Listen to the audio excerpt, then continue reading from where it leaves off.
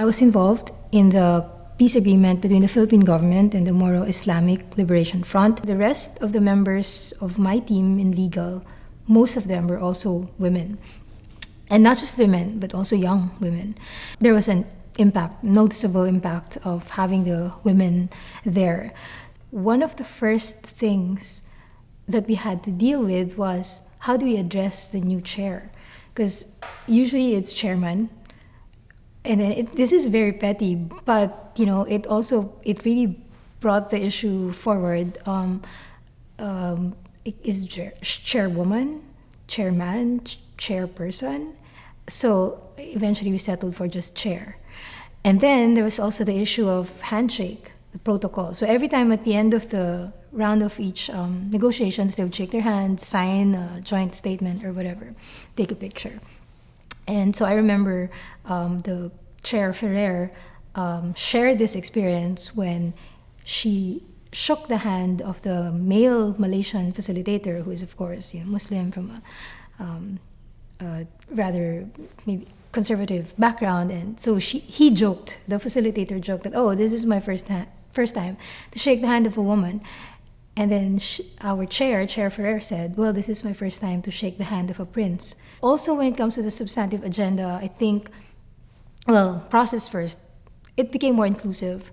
So, for instance, the civil society organizations, especially the women's groups, they became more comfortable to reach out to us and to talk about things that are not usually in the agenda of the talks, like how, for example, how can the women communities contribute? How can the women be part of the process? Where will the women be when we set up the interim government? And questions like this. My final thing that I would say about impact is that, and this is something that the men especially noticed, is that the women are more meticulous when it comes to drafting.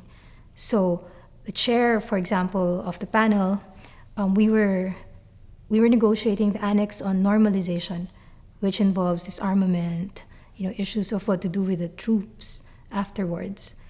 And the men were okay with just knowing that this is going to happen and that it's going to happen at some point or how it's going to happen. But the women were asking about numbers and costs and percentages. And eventually, when we finished the agreement, I guess you can compare it with the other peace agreement that we've signed before. It's really there are more details. It's more elegantly crafted. I would say that.